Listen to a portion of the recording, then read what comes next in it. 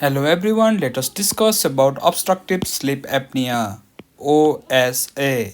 In this video, we will discuss the risk factor, pathophysiology, clinical features, diagnosis and treatment. Obstructive sleep apnea means decrease in the airflow during sleep due to obstructions of the airway passage. It occurs in 2 to 9% of the general population, male are more than female. It is generally underdiagnosed. We can classify sleep apnea into central, obstructive, and mixed. Central means there is decreased airflow for more than 10 seconds and there is no effort to breathe.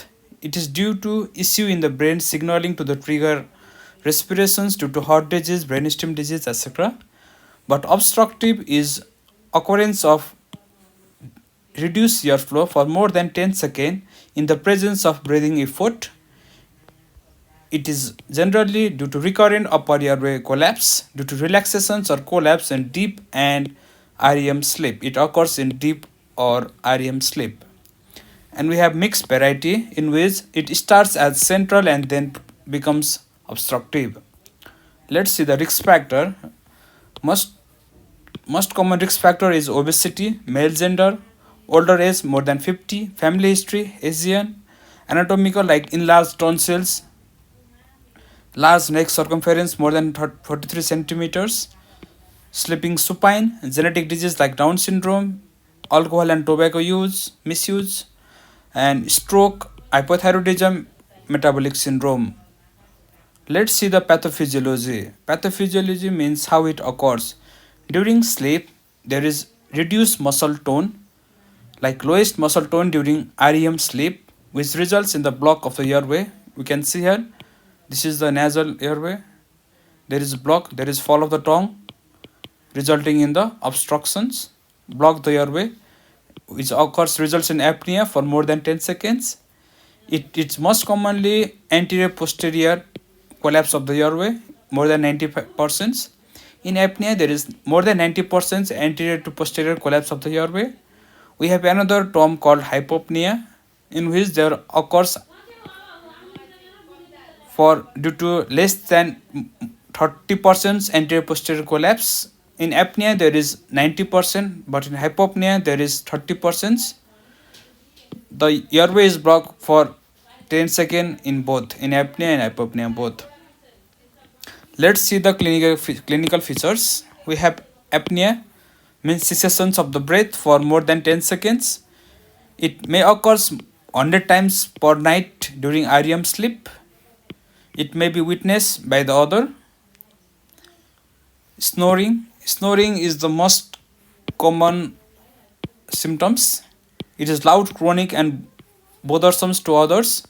Snoring stopped during the apneas and followed by snort. Like people might have choking sensation during snoring. Repeated night times arousal and awakening. Insomnia,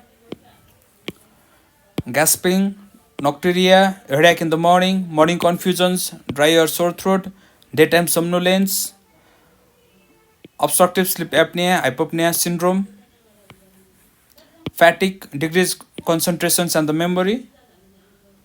We can remember like 3S: snoring, sleepiness, significance. Daytime sleepiness significant with snoring. It might be the features of OSA.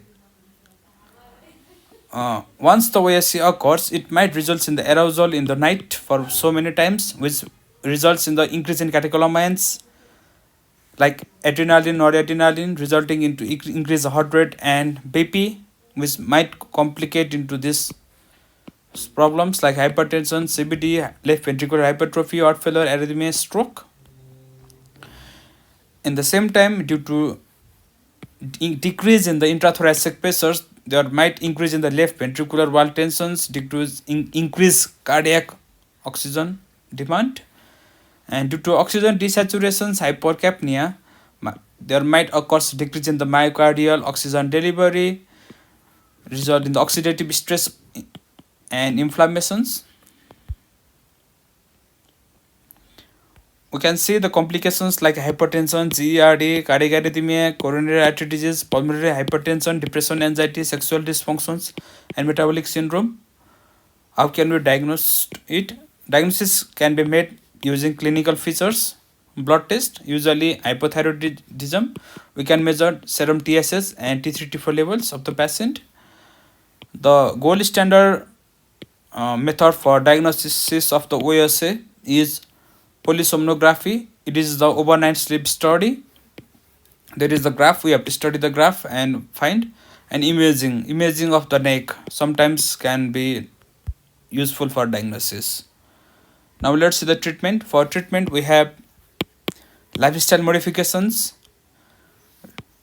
which is reducing the weight, alcohol avoidance for more than 4 to 6 hours prior to the bedtimes, position therapy like sleeping in the left lateral or right lateral positions. We have next nasal CPAP. CPAP stand for continuous positive airway pressures. This is nasal CPAP. If CPAP fails, then we might use BiPAP, bilevel positive airway pressure, and otherwise oral appliance therapy.